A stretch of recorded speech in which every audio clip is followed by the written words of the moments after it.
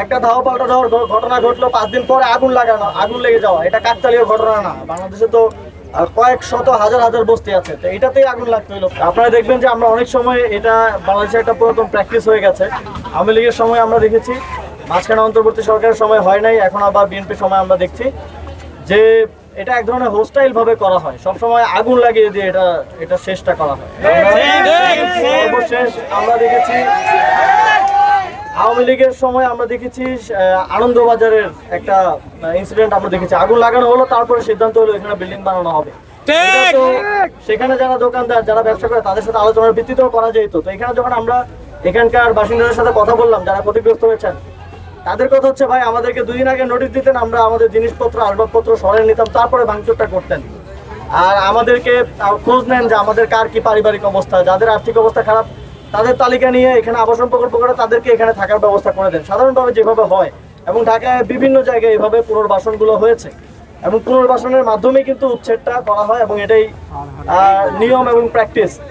কিন্তু আমরা দেখলাম প্রথমে 20 তারিখ, এই মাসের 20 তারিখে এখানে একটা উচ্ছেদ অভিযান চালানো হলো, কোনো ধরনের নোটিশ না দিয়ে এখানে বিভিন্ন ভারী যন্ত্রপাতি নিয়ে এসে তাদের বাড়িঘরগুলো ভাঙচুর করা হলো। তো এখানে সাধারণ মানুষরা তারা আকুতি করতেছেন যে অ্যাটলিস্ট 1 দিন 2 দিন আগে যদি একটা নোটিশ দিতেন, একটা মাইকিং করতেন, তাহলে আমরা আমাদের আসবাবপত্র সরাই নিতে পারতাম।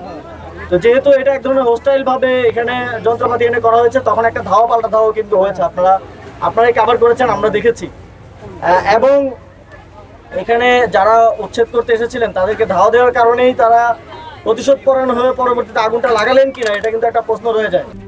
RICL TMX, যুগের পর যুগ স্থাপনা থাকে মজবুত।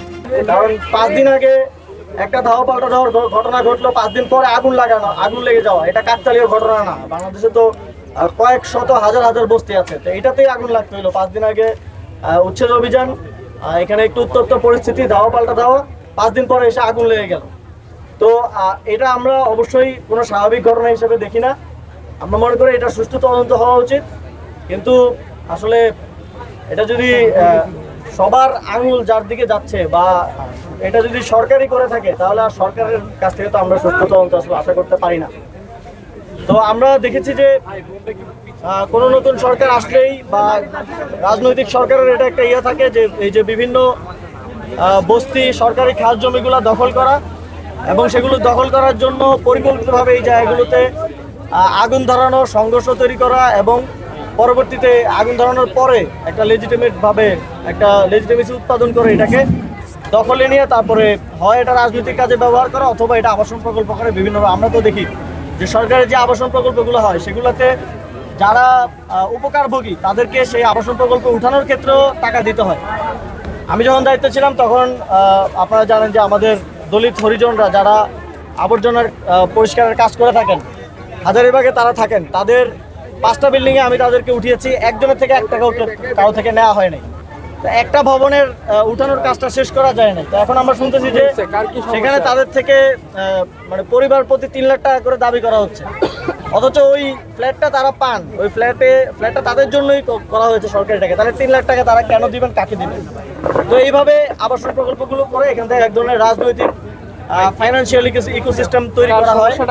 তো আমরা চাই এই যে এখানে আগুন লাগার ঘটনা, এটা সুষ্ঠু তদন্ত হোক, এবং খুব সুষ্ঠুভাবে এখানে যারা থেকে আসছেন দীর্ঘদিন ধরে, যাদের আর্থিক এবং সামাজিক অবস্থা খারাপ, তাদেরকে তালিকাভুক্ত করার মাধ্যমে তাদেরকে পরবর্তীতে এখানে আবাসন প্রকল্প হলে তাদেরকে পরবর্তীতে এখানে ফ্ল্যাট দেওয়া হবে, এই নিশ্চয়তার মাধ্যমে এখানে এই জায়গাটাকে আবার পুনরায় করা হোক।